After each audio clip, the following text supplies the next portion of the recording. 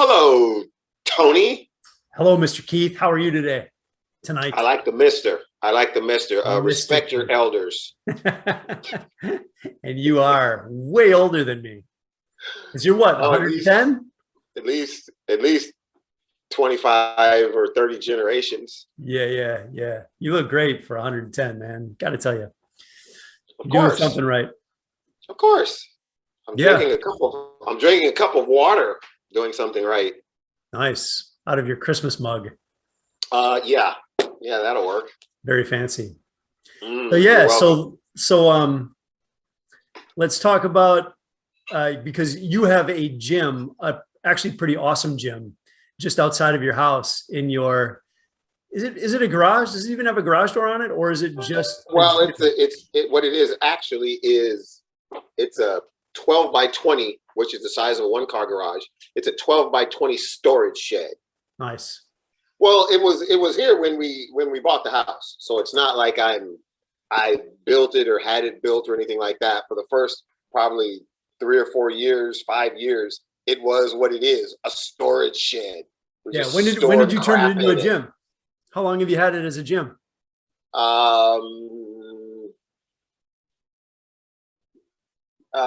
2008.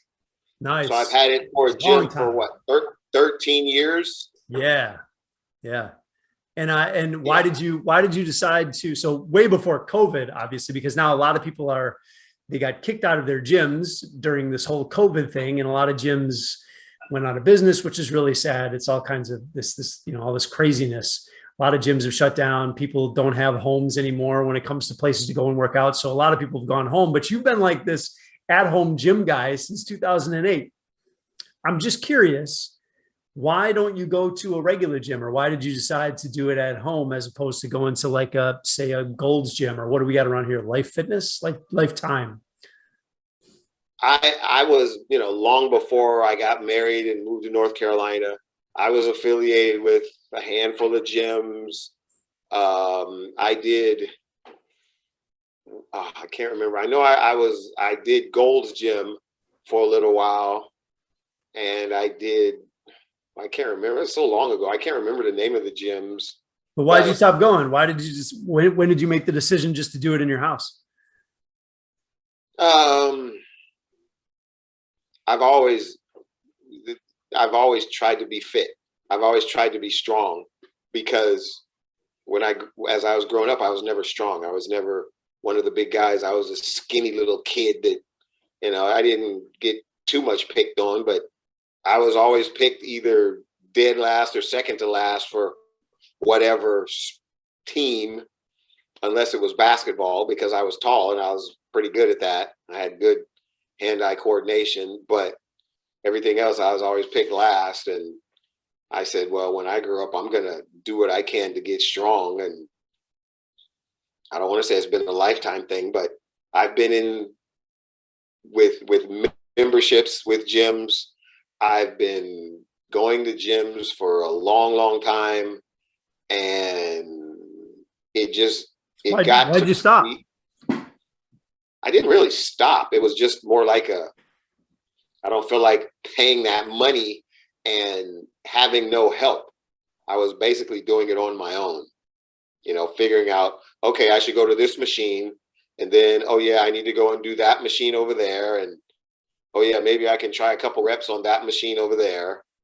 And it's like no training, no coaching, no assistance, I was literally flailing around in the dark.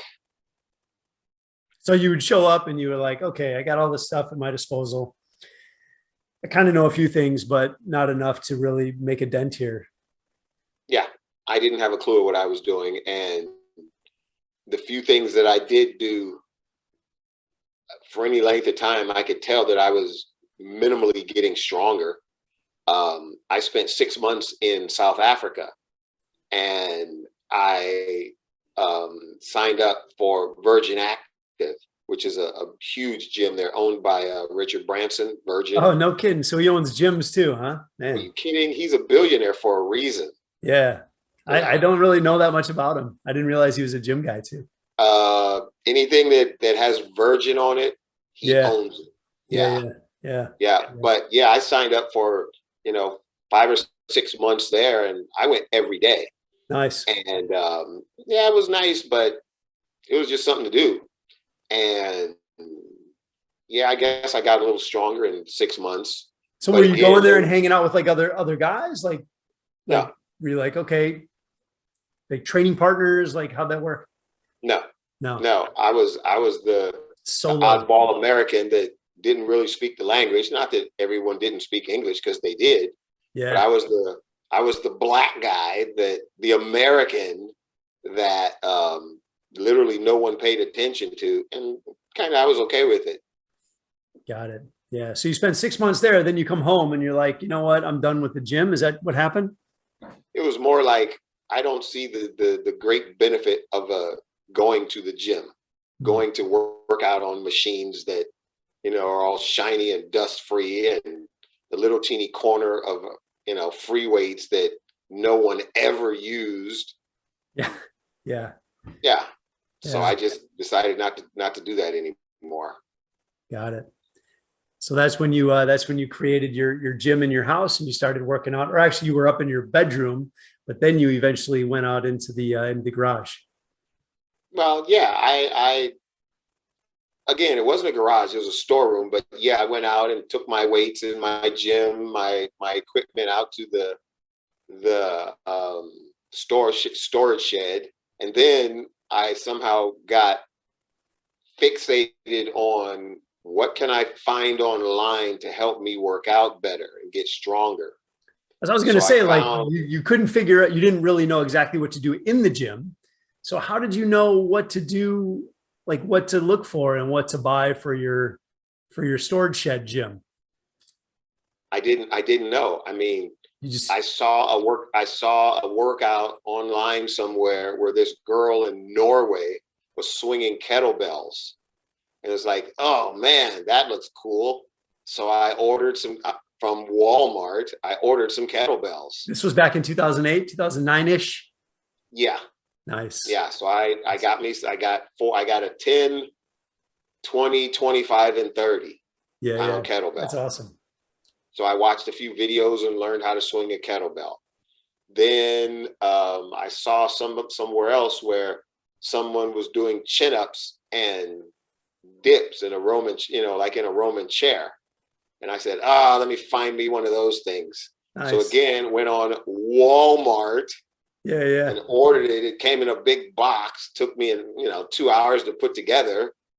And now I got 4 kettlebells, a bench press, and a chin and dip apparatus. And I said, well, hell, I've arrived. Now all I need to do is find me some workouts. Yeah. Yeah. So then you just spend time on the internet, just trying to find stuff that you could do, that you could plug into your workout, that you could find equipment for, and then make part of your workout, huh? Yes. And then I found a couple of routines that I thought would benefit me. Chest routines, leg routines, upper body, core routines. Yeah. Yeah. Sounds very bodybuilding-ish. Very much so. And then, of course, I got into the magazines, Men's Health and Muscle and Fitness, and those kind of magazines. So my wife got me a subscription for a year. So I tore out all the beautiful pictures of handsome, muscled up men. It's funny how this is how you do it. Yeah, guys are more impressed by other guys than, like, a lot of guys, like, they work out. I think they work out because they want, like, chicks to look at them more. But a lot of guys, they work out and they get more attention from guys than they do from girls. Yes. Yeah. Yes. Yes. Other guys are like, and wow, I guess, yeah, I want to look like that. Yeah. Well, that's amazing, bro. I kind of fell into that hole. And yeah, I've been there myself. I get it. Yeah. So I did that for a while. And then I saw online, I think it was called Jungle Fit. Yeah, I recall that. Yeah. Yeah, where this guy would do stuff in the trees. Yeah, yeah. There was a few different iterations of that. There was another one called Move Nap too that got really popular for a while. Yep. Same kind of thing. Yeah. So this guy, he would hook his rings. He would strap his rings to branches in the trees in the park and do all these crazy workouts on gymnastics rings. Yeah. So I had my wife buy me some, and I hung the rings in my gym and moved all my weights to the side. And then my wife she actually did it herself. She went online and found the top 20 body weight exercises. And she printed it and made a booklet for me and said, here you go, my husband, make yourself strong. Nice. Yeah. And you were not finding gymnastics rings in a gym. I mean, Absolutely. In 2008, there might've been some, but for the most part, traditional gyms, you would never find gymnastics rings. No, never. I never saw gymnastics rings in any gym I went to. Never, nowhere. And in 2000, I did that body weight stuff for probably a year and a half, 2 years. And it actually did make me stronger because I was watching the videos, I was doing what was in the booklet, and I was able to set myself up a routine where I could, and I was like doing old school, upper body, lower body, core, upper body, lower body, core. And I just rotate through that. And then comes 2015. I told my wife, there's got to be something else. Yeah. I've lifted weights, free weights. I've done the body weight. I said, there's got to be more. I want more. And my wife, going to Walmart, drives by. She buy you the shake weights, and then the rest is history. No, shit. I'm sorry. No, shake weights. Are you kidding? Shake them suckers out the door. No. I thought that's where this was going to go, but yeah, well, no. She's driving to Walmart, and she happens to look up, and she sees Red Dog CrossFit. Yeah. And that's when you started poking your nose around in there. I went in one day, and I had a day off from work. I went in one day, and the coach there, Adam, it was before, it was like 1 o'clock in the afternoon. And I must have talked to him for an hour, hour and a half, or he talked to me for an hour and a half, singing the praises and benefits of CrossFit. Yeah. And he said, man, come. I said, yeah, maybe one day. So a couple of weeks later, I decided to show up. And that lasted almost 5 years. Yeah. And in that time, I met some strange little man called Tony. Why do I got to be little? Why do I got to be strange and little? Well, pick one, strange or little. Yeah, I guess. How about skinny? Can we just say skinny? No, you weren't skinny. I was skinny. I was pretty skinny. I still am pretty skinny. Yeah, so am I. Yeah. But that was where I learned what it is to be a CrossFitter. And from that, I just kind of exploded and fell into a hole that I chose to dig deep. Yeah. So, and during that time, like you weren't using your home gym very much, right? Not at all. You're pretty much going to the CrossFit gym. Yeah. Which is very, very different. Like for those that don't know, the CrossFit gym it's like the opposite of a more traditional gym, right? Yeah. No equipment. The only real piece of equipment was, I guess, the rower. That was the only thing that actually moved. Like a traditional cardio piece. Yeah. That was it. You know, they eventually brought in those assault bikes, but there was no equipment. The only equipment was weights and pull-up bars. Yeah. Gymnastics That's it. rings, kettlebells, Kettlebells. Yep. bumper Yep. plates, barbells, Big boxes that you had to jump on and jump over. wall Yeah. balls. Yeah. Yeah. Yeah. Stuff like that. And I We were, learned, go huh? ahead. No, I was going to say, I learned how to move, Yeah. how to lift weights correctly. And I learned about strength and power and balance and agility and good postures and good form, and the rest is kind of history. I fell into it and loved it. I started drinking the Kool-Aid. Yeah. And you've done it. You've done it for a long time. You put your time in and you've gotten incredibly fit, incredibly strong. But now you're back in your gym again. But you still go to that occasionally, right? You still Yeah, I go there. I'll probably go there once a month, and get a wad with the guys, with the group. They still remember me. A lot of the coaches, the original coaches, are still there, and the owners, they still know me. And they said I'm welcome anytime I want to come. I can come. Yeah. And get a workout. I don't. So what do you like? I don't What do you wanna, like about working out in your gym as opposed to going to the CrossFit gym? Why do you like yours better Well, at this point in the game? the CrossFit gym is good, but the reason why I don't do CrossFit anymore is because I don't feel that my body can do it at such an intense level on a regular basis. And in my own gym, I kind of set my own pace. If I want to go balls to the walls, or as hard as I want, or not so hard, I can. Yeah. And the reason why I like my own home gym is because I set it up the way I want it.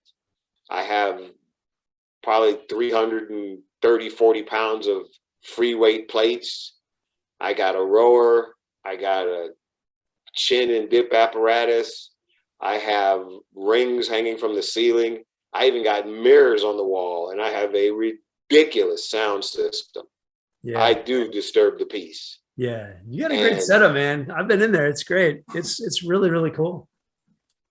Well, the home gym has advantages because you can control your own environment. Yeah.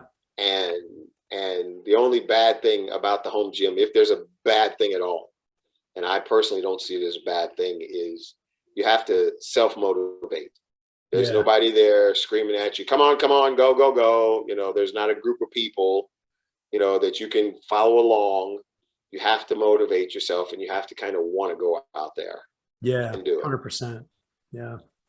Yeah. And I think what, you mentioned something before, which I think is super important, but when you go to a CrossFit gym, and we see this all the time, right? Like in the CrossFit community, you show up and there's a lot of pressure because there's a lot of other people there, and every workout it's measured, right? Which is great. Like, I think it's important, but it becomes you versus everybody else. So you can get kind of caught up in this really competitive environment. And if you're in a competitive person by nature, which a lot of guys are, especially a lot of really driven guys who tend to show up at these CrossFit gyms, they tend to push themselves above and beyond what maybe they're ready for. And then you see a lot of injuries happen. You see a lot of just silly kind of things go on just because it can become such a competitive place. So I love it. Like when you're at your gym, it's you against you, or you against the clock, or you against the bar, right? It's kind of your own little world. Yeah. There's no outside pressure, and you get to just kind of do your thing. You can still push yourself, but you're not trying to crush the guy next to you who's been doing, CrossFit for 10 years. Yeah. Yeah. Yeah. Yeah. I personally did not think so, but my wife says that I am like crazy competitive. Yeah. And that I would push myself doing CrossFit. I would push myself well beyond my limits.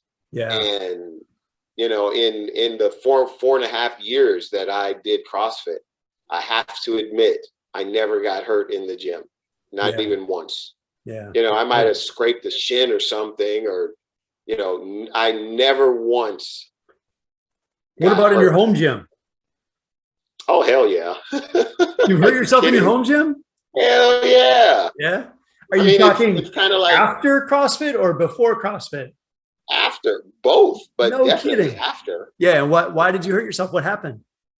Well, it's like when I tore my meniscus in my knee, I was doing a split squat. This was before CrossFit.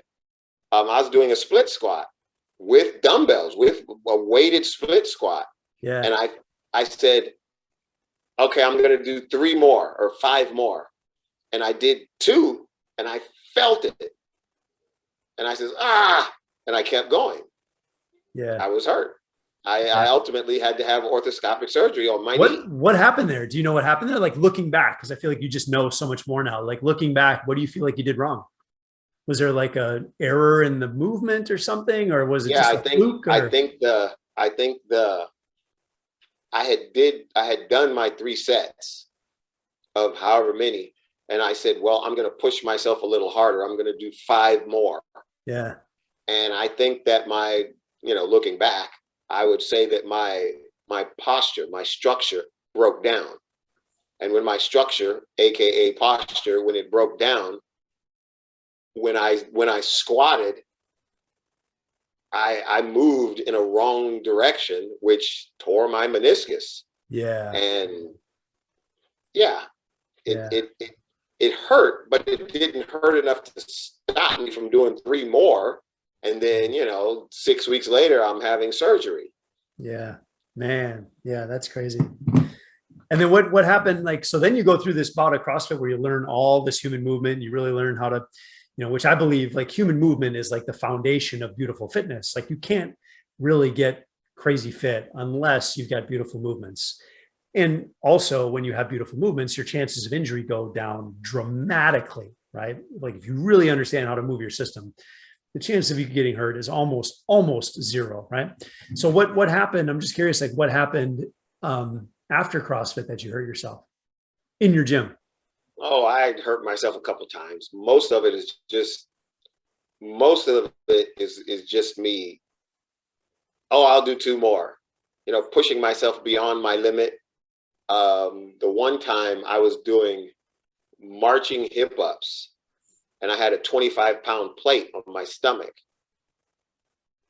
and all was fine. And I did my 3 sets, and I says, I'm gonna do 1 more set. And I pulled something in. It was like at the top of my butt. I guess it was the top of my gluteus maximus. I pulled something there. Oh my goodness. No kidding. Huh. It seems like a fluky kind of thing too, doing hip ups out of all the things, Yep. Like that's one of all the things. Yeah. That's one like you would never expect. I mean, you did have a 25-pound plate, but even then, like you're laying on the floor, you're pretty stable. That's one that I would never expect, Yeah. And that was 5 weeks. That was I think 4 weeks, twice a week at the physical therapist. And my physical therapist, she's pretty good. And I would tell her, that hurts, right? She said, yeah, you did it. As she's trying to fix me. It's your own fault. Yeah. Yeah, but most of the I love that, by the way, because that's awesome, right? Like it's not the weight's fault. It's your fault. Like you did something wrong. I did something wrong. Yeah. I it was fluky and weird, but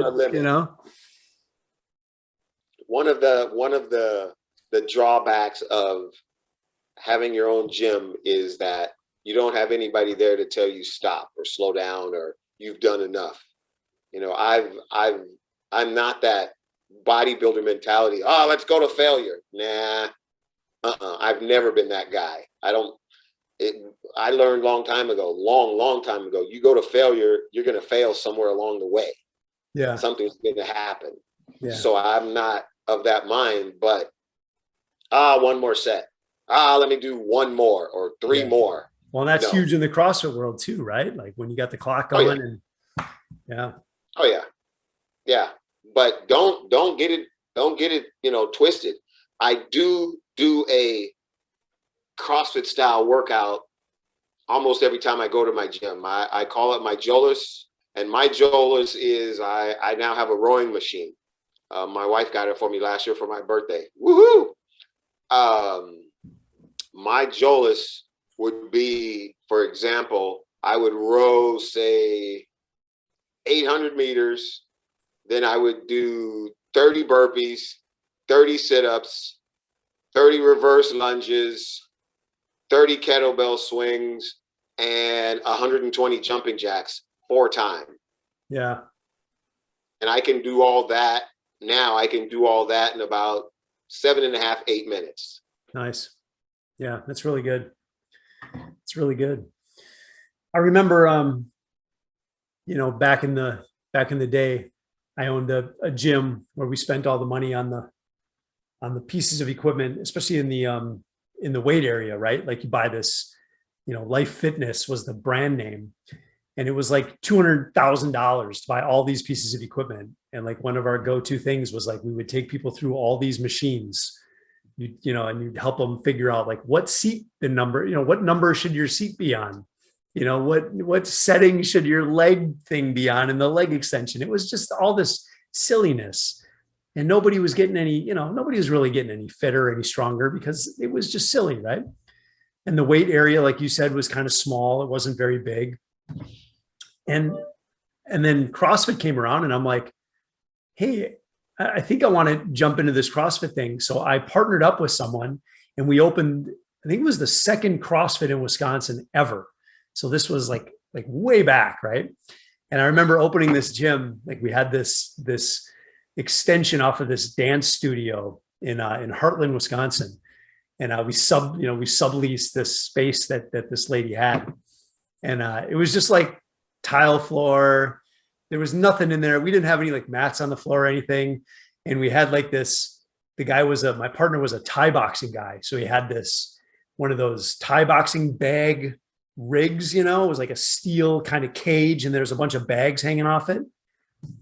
There was no pull-up bars or anything, but that was our pull-up bar system. So we would just jump up and hold on to the square, pieces that were running across the top. So it wasn't even a pull-up bar. Yeah.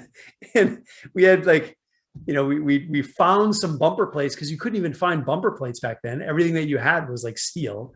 And we had no equipment. Like we didn't have, like you said, like there was no treadmills, or we might've had like one rowing machine or something, or maybe 2. But we had nothing. And then we started advertising. And I remember people walking in, and they're like, what are you guys, out of your minds? Like, you have no equipment in here. Like nobody knew what CrossFit was. Like it was like, nobody knew what that was. Nobody had any idea what they were walking into. They thought they were walking into like a regular gym, even though we tried to portray it a little bit differently. But that's just what everybody thought. They came in and they're like, where's like your elliptical machines? Like, where's your treadmills? And we're like, no. It's different than that. You don't need all that stuff. Yeah, well, it's one of those things that traditionally people think a gym is machines. Yeah. Or at the least, the gym is a whole lot of weight plates that you load onto a bar or dumbbell, and you lift and grunt and pull and push. Yeah. So it went from like my whole mindset shifted from like the bodybuilding stuff, which is kind of like what those machines, those strength machines, were kind of built off of. Because if you think about it, each one of those machines utilizes one specific muscle group, right? Like you got the seated shoulder press, which is like for the deltoids. They've even got the little picture with the drawing, and the colored in muscles. You got seated chest press, which is the pecs. You got every piece works on this individual muscle group, which is very bodybuilding-ish. And when I learned about this thing called CrossFit, and all of a sudden it was like, okay, we're not interested in that anymore. We're going to train your entire body pretty much every day, and we're going to do it in a smart way. And there's a whole sort of methodology behind it. But it was a game changer. All of a sudden, I went from seeing people get like these, like barely any results, to like people becoming incredibly fit and incredibly strong. It was like crazy. It was like a switch flipped. Yeah, but traditional gym. Even today, a lot of people are afraid of CrossFit because it's, they hear about all the injuries and the problems and and regular machines you'll hardly get injured. Yeah, Hardly. it's very safe. It's very safe. And Yeah. I think with, I always say like with great power comes great responsibility, right? I don't think I really say that. Somebody else said that, but I like that because CrossFit is a very powerful tool that can develop someone's capacities like above and beyond what you would ever even imagine. But with all of that power, you have to be really, you really have to sort of respect the process, right? Like you have to really learn how to move your body. You have to really learn the skills involved to be able to really crush it, right? To be a physical monster, like to be really strong and really fit. You know, there's this foundation of beautiful movements. And if you don't take the time and learn those things, or if you don't have a coach that understands it, it makes a lot of sense to me that a lot of people get injured. But like you mentioned, like you went 5 years never doing CrossFit, and you went an entire 5 years without getting injured. Not even once. That's crazy, right? That's crazy. Yeah. Well, I don't know. Is it crazy? I don't know. I either had a good coach or good coaches. Yeah. And or I understood that. Well, no, I guess I can't say anything. I guess the only thing that I can say is I must have had good coaches because I didn't have a clue what I was doing. But I did come into the gym, into the CrossFit gym.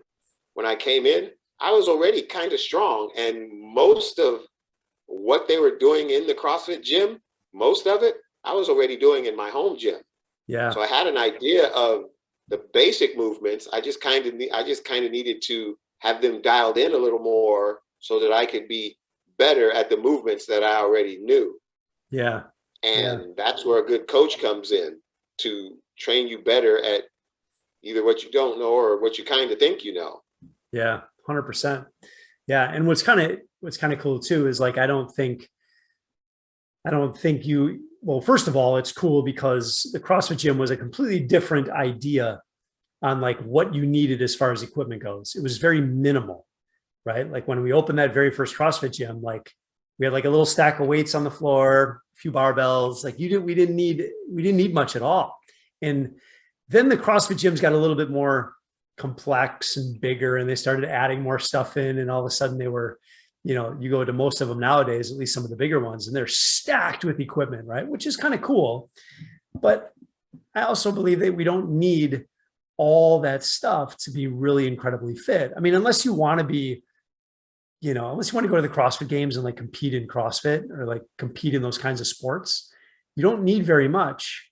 I mean, all you really need, I mean, it's minimal the amount of equipment you need. You can build a home gym to get you incredibly badass, right? Well, I have a spinner. I got a Johnny G spinner. Oh yeah, I have a Nordic track rower. I think it's an R600 rower, and then those are the only two pieces of equipment, like machines, and then everything else is just free weights. I have a chin and dip machine, which is a chin up bar that's attached to a Roman chair. Yep. And everything else is just free weights. I got 300+ pounds of free weights. That's it.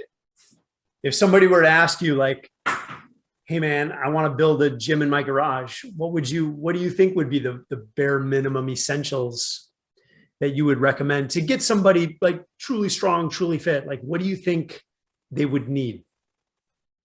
Well, and I'm talking like a garage, like I got to park my car in the garage. How much stuff do you think they really need? You just need, I would say some plates and a barbell, maybe some dumbbells, and not fixed weight dumbbells, dumbbell things where you can put plates on them so you can alter your weights. Yeah. And they got those power blocks. Have you seen those?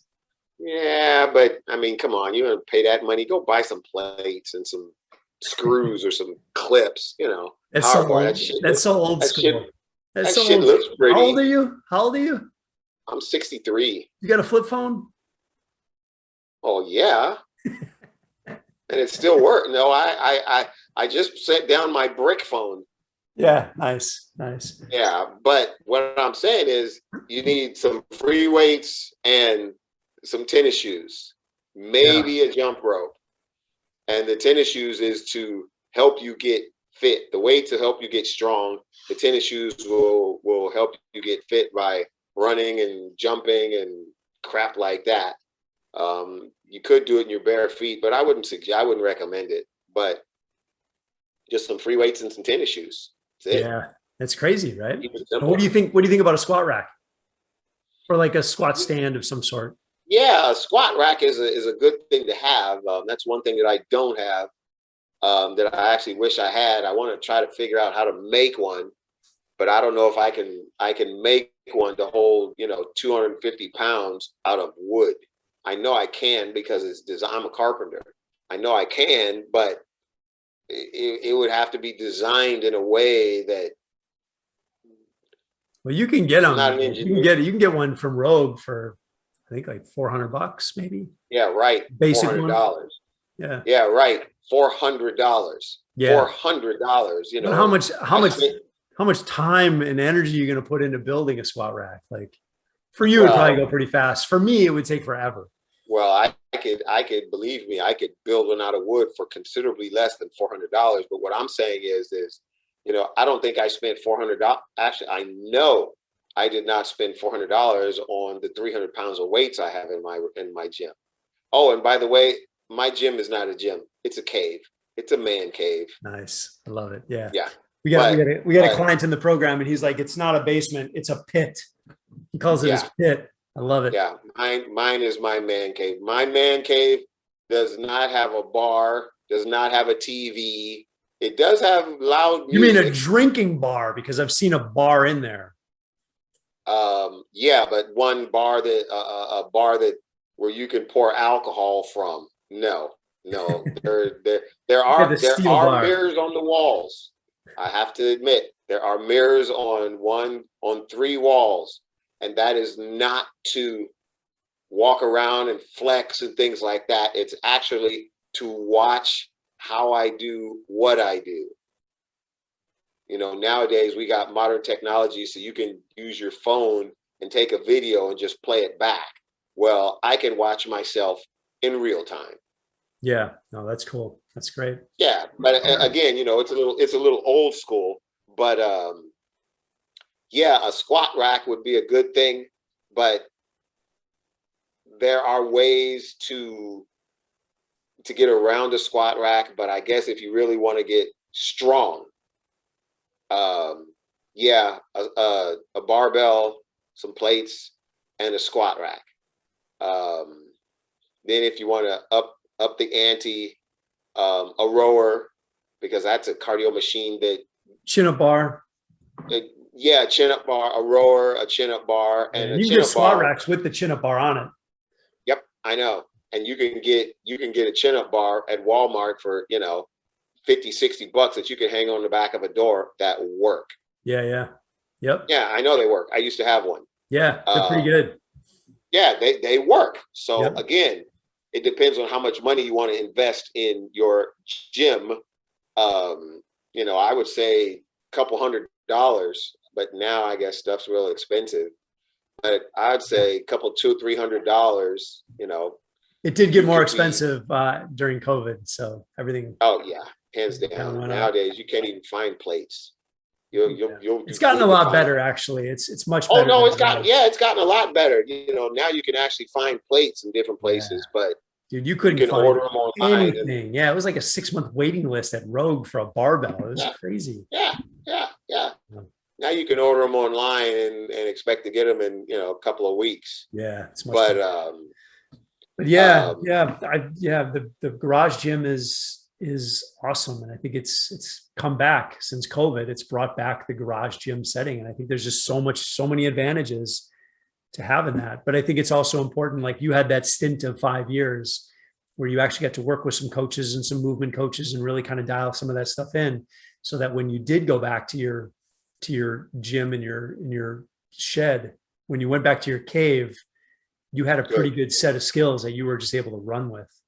Yeah, and there's no like denying practice does make perfect. Yeah. I am way not perfect, but I practice all the time. Yeah. Yeah. Just You trying to know, be a I'm little bit shooting. better. Yeah, I try to get a little bit better.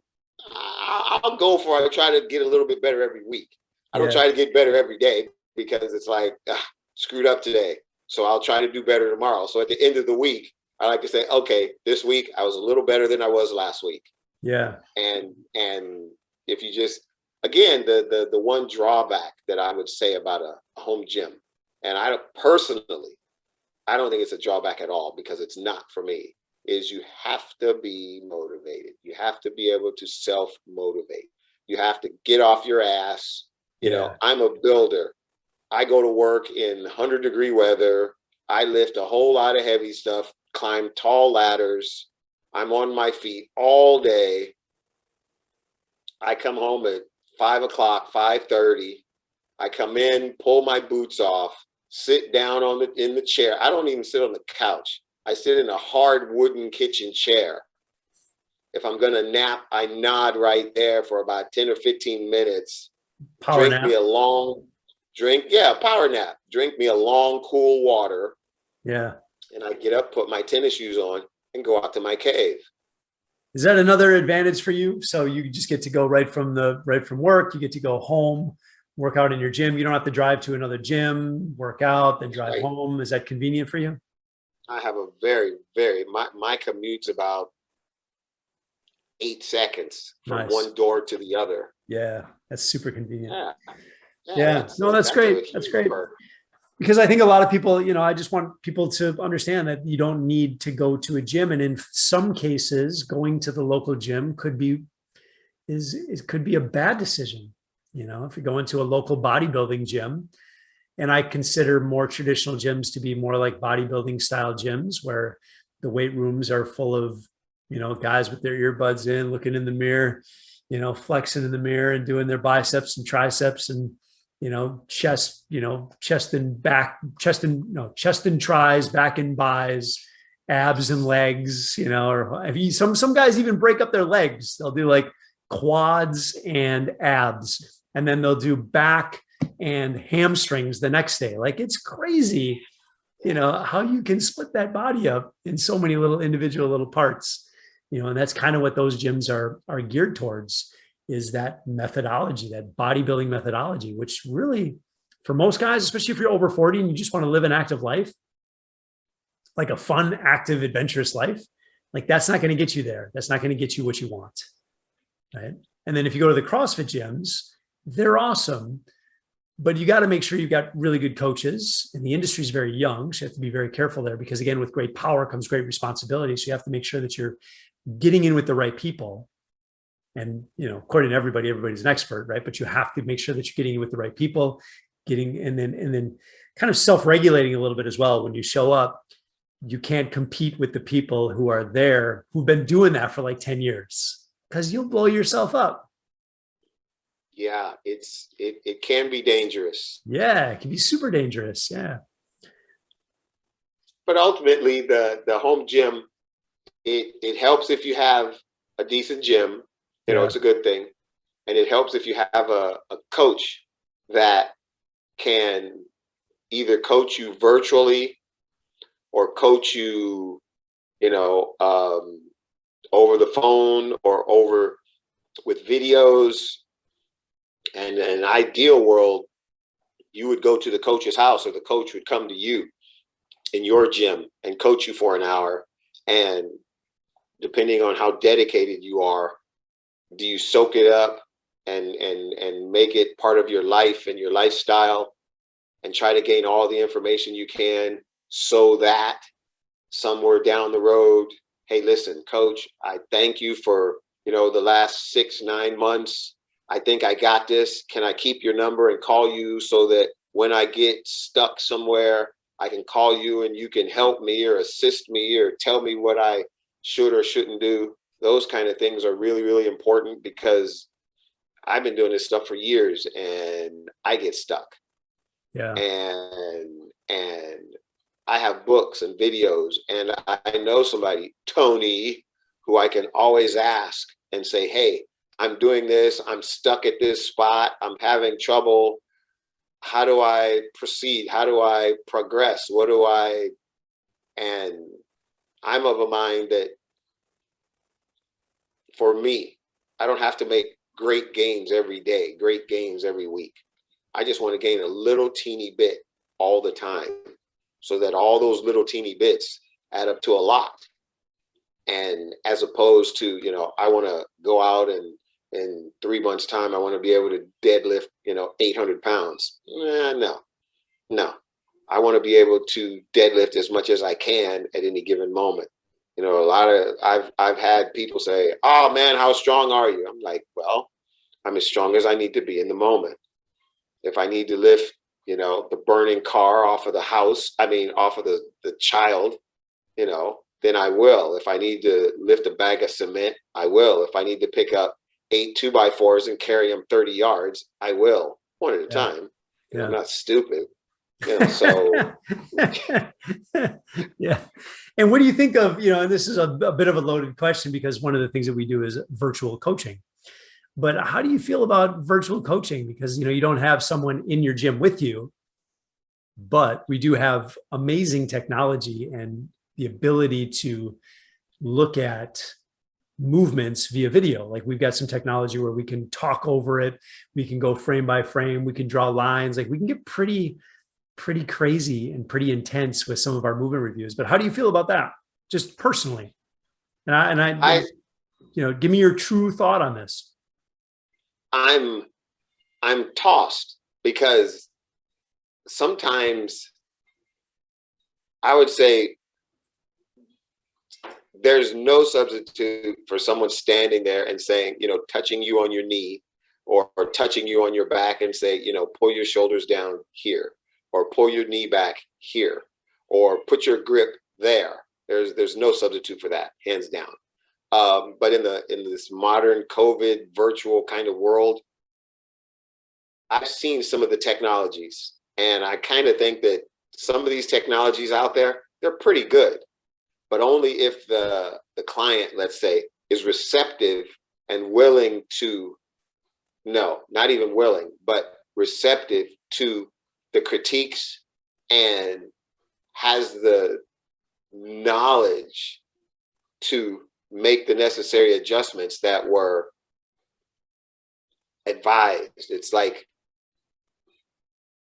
it's easy to tell someone what to do. And talk over a video and draw lines and talk over and draw lines and move like this, pull your knees back this way. But a lot of times it's like telling someone to move in a way that they've never moved. And it's almost like, I know what I should do, but I can't make my body do it. And how I say it is, the neuromuscular connection is not there. Your mind is telling you exactly what you're supposed to do. You're looking at a picture showing you exactly what you're supposed to do. But your body is like, let me think about this. While your brain is saying, okay, move your knees back, pull your shoulders down, hold your chin up. And it's like your brain can tell you to do it. You're just hasn't made the connection. And I just studied over the summer, I studied a personal training course, and it's called a neuromuscular connection. And if I would say that in a virtual world, it would probably take a little longer. It can be done, and it is being done all the time. And with these new technologies, with a willing client or willing participant, it can be done. But I think it would take a little longer to build, make, and encourage and enhance that neuromuscular connection to have someone move their body in a way that they've never moved it before. Yeah, to teach the skills. Yeah. No, that makes sense. And I think the other thing that the other question I think that's worth asking is, just like if you were to go to a regular gym, it's nice to have someone there no doubt. It's what I've done the majority of my career. But you also have to make sure that it's someone who knows what they're doing, because not everybody's giving the right information.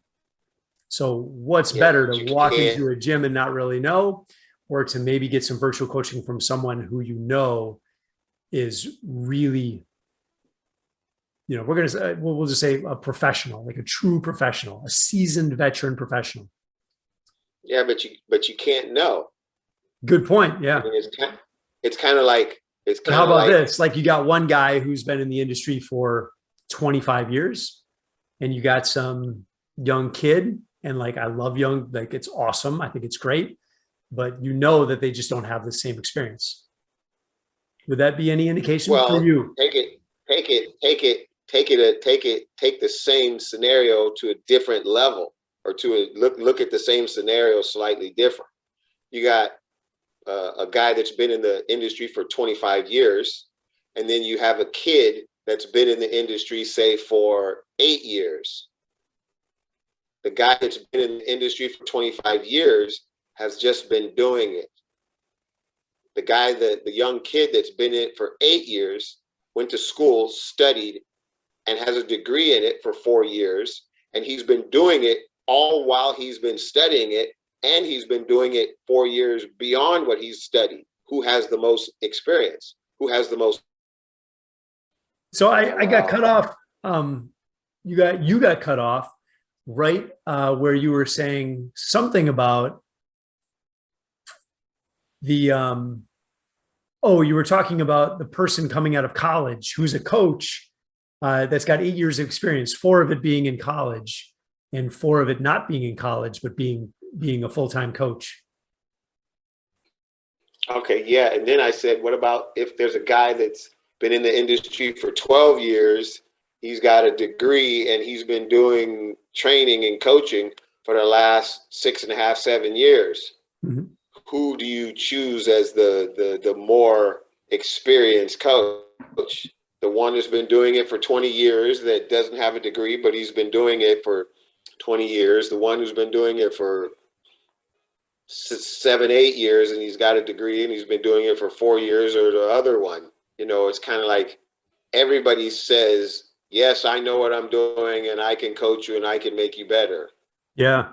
That's a great question. And you're right. I mean, the world of fitness, even the world of nutrition to some degree, is like it's kind of like the Wild West. It's pretty crazy. So you do have to find the right people, and even people who've been doing it for 25 years. There's a lot of guys, not a lot of guys, because not too many people are in this industry for this long. They're few and far between.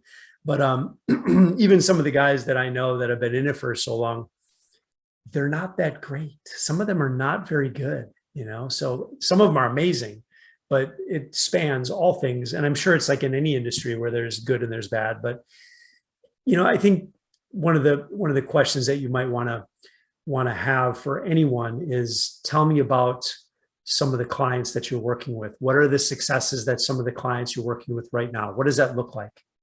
And maybe even have a conversation with some of those clients, right? Like, make that connection. Is there really something valuable here?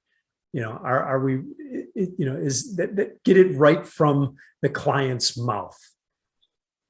Yeah, but what's the chance of the coach giving you the client's number? Here, call them up, or here's their email, or here's their phone number, text them and let them tell you themselves. What's the chance of that happening? Slim to none. Yes.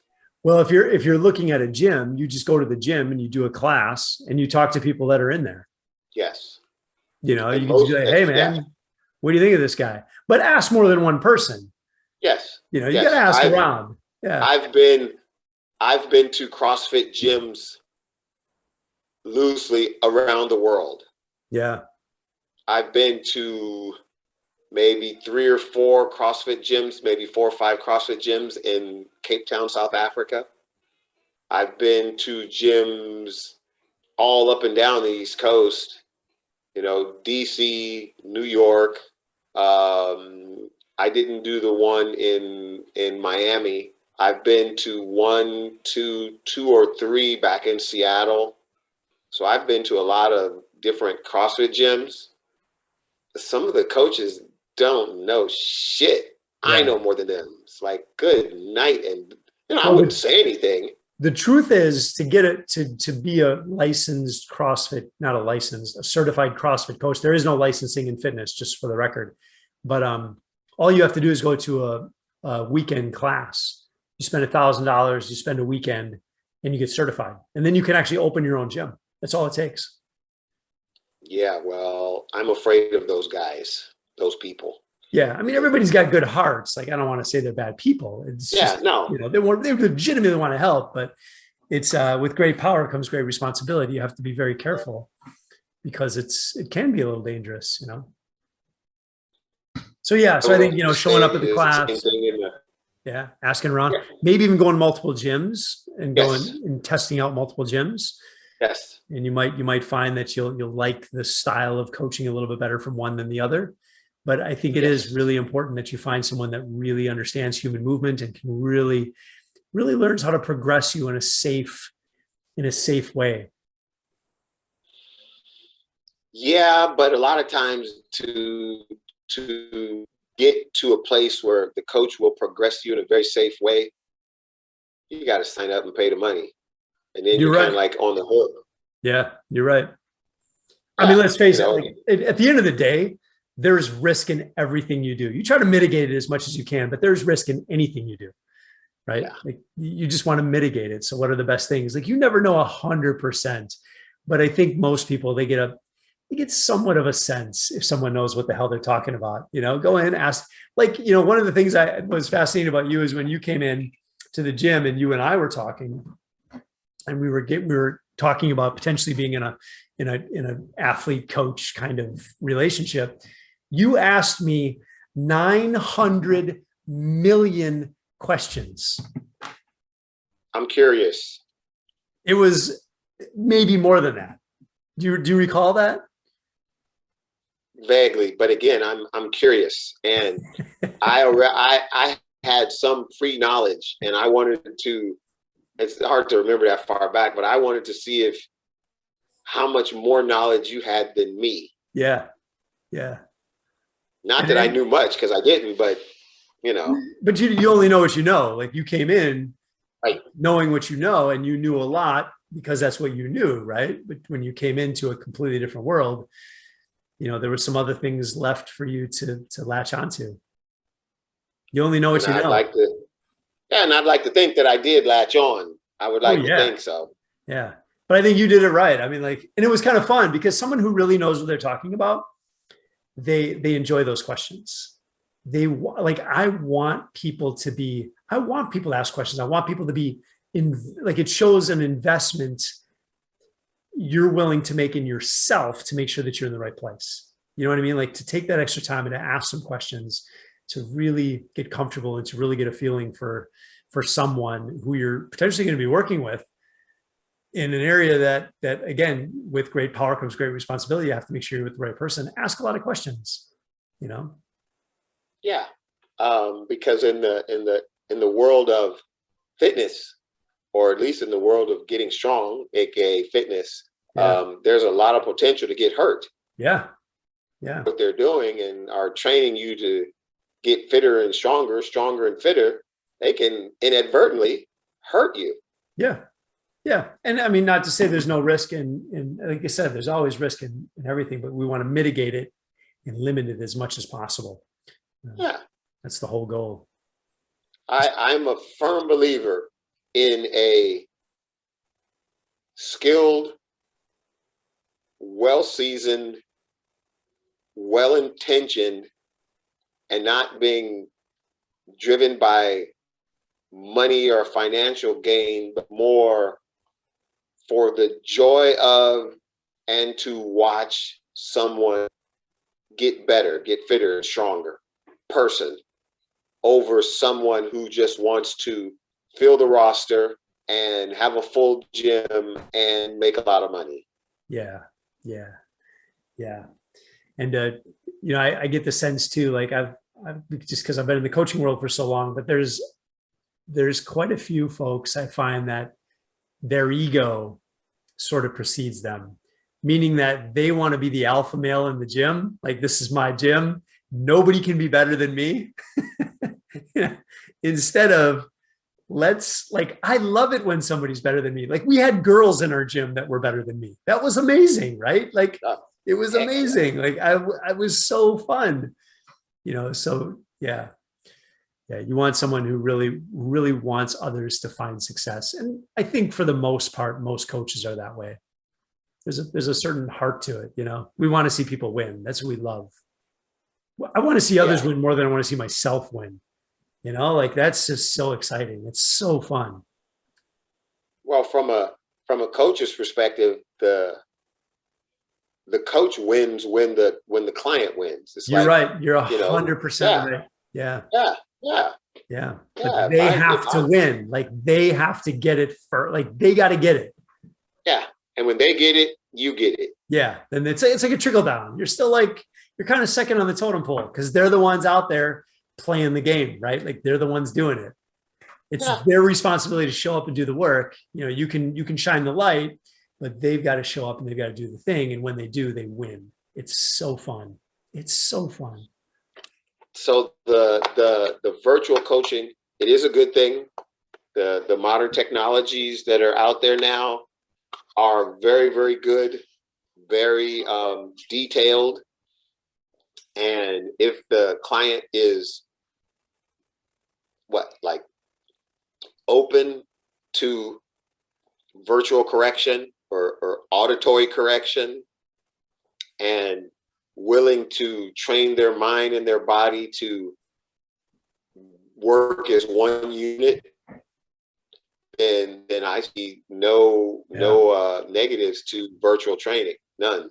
I almost, like, now that I've been doing this for a very long time, virtually, I almost find that the video feedback that we can do, that we can give someone is more valuable than someone standing there with you, only because you get that recording and you can see in detail everything that you're doing, because when you're in the gym, a lot of times you don't see what you're doing. Only your coach sees what you're doing.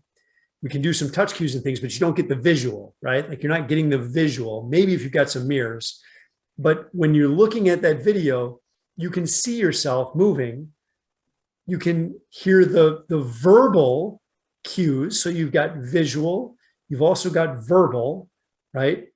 And then if you're practicing this, you get some kinesthetic stuff as well. So you could literally, like, I've got a client who's got his TV in his gym and he streams his phone to his Apple TV on his TV. And he does it as he's watching the video, his review.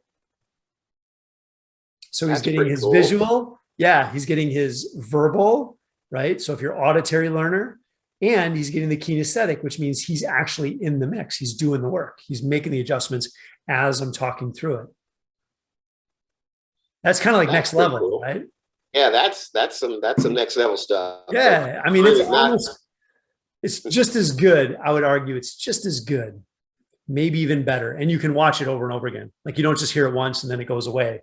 You can literally review that thing. You can rewind it. Wait, what did he say there? Wait, back it up. Oh yeah, now I get it. Yeah, but if you line up 10 people, how many people have that? 2, maybe. Our clients. I don't know because. Do you mean the technology?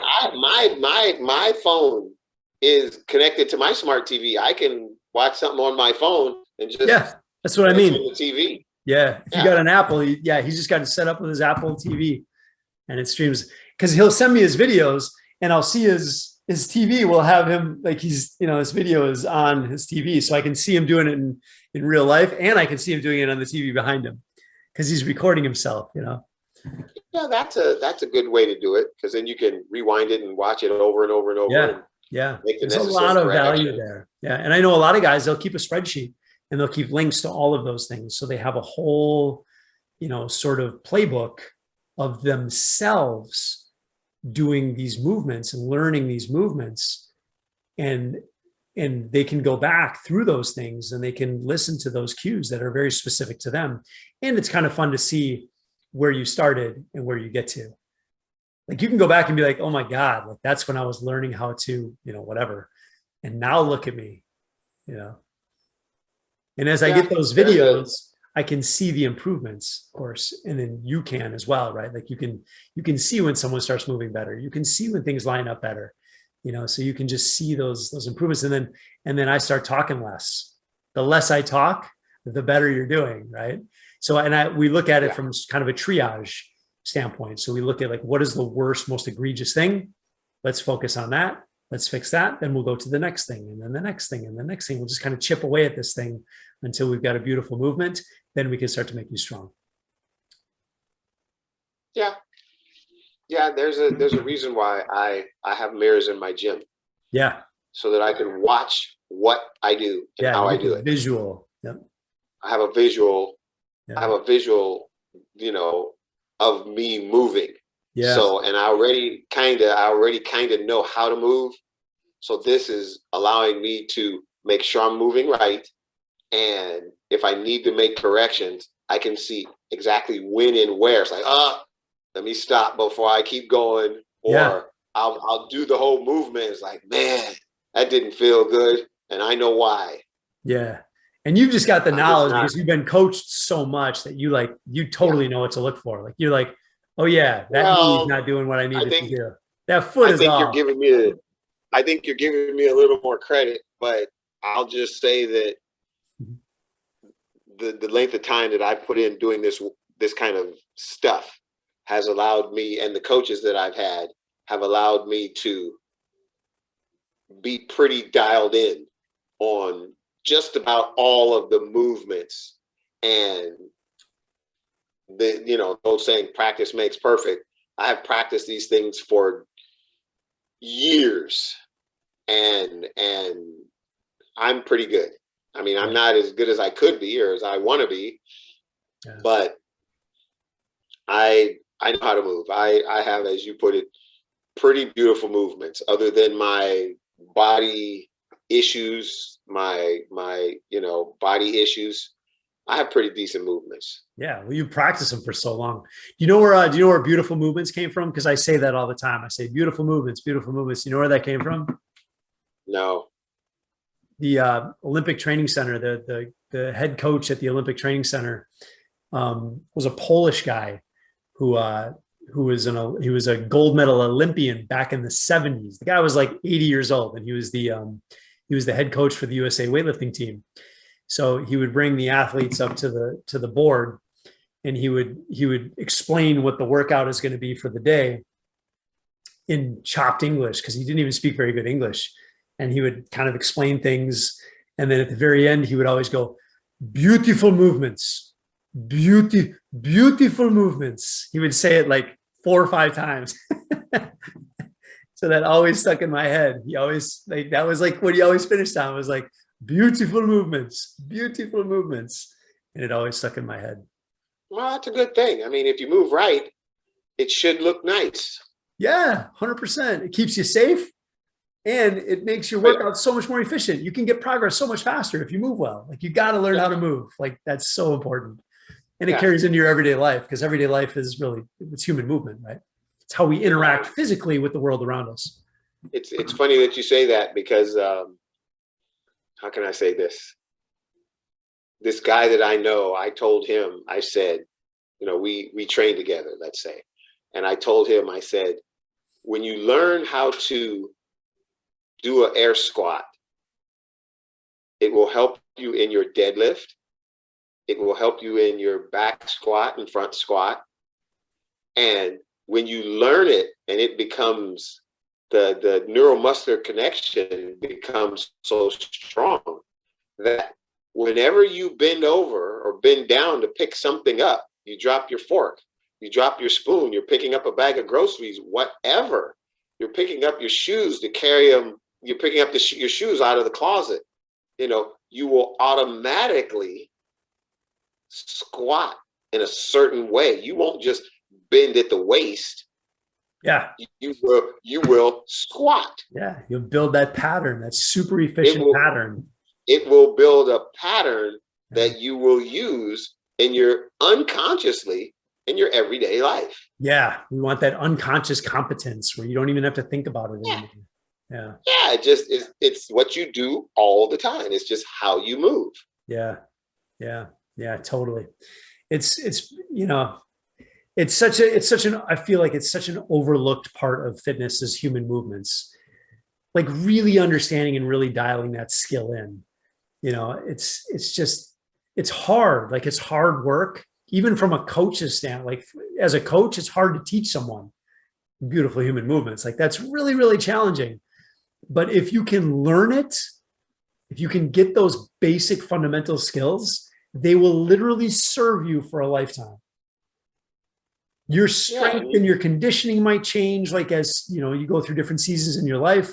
But like for me, I'll always know how to squat. I'll always know how to deadlift. I'll always know how to snatch and clean and do pull-ups. And like all these things, like I just know them because I've practiced them and obsessed over them for so long that those things don't go away. My fitness might change, but those skills are always there and ready to use. Keep talking. I just realized my door is open.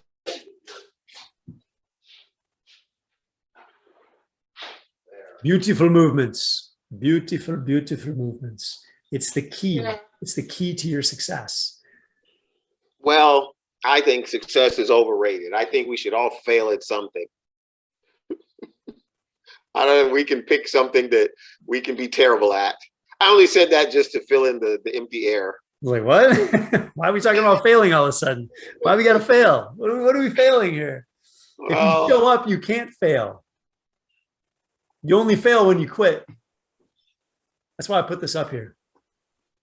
Well, what did Coach tell us back in high school? He said there's two ways he said you either lose or you get beat. He Lose or said you learn.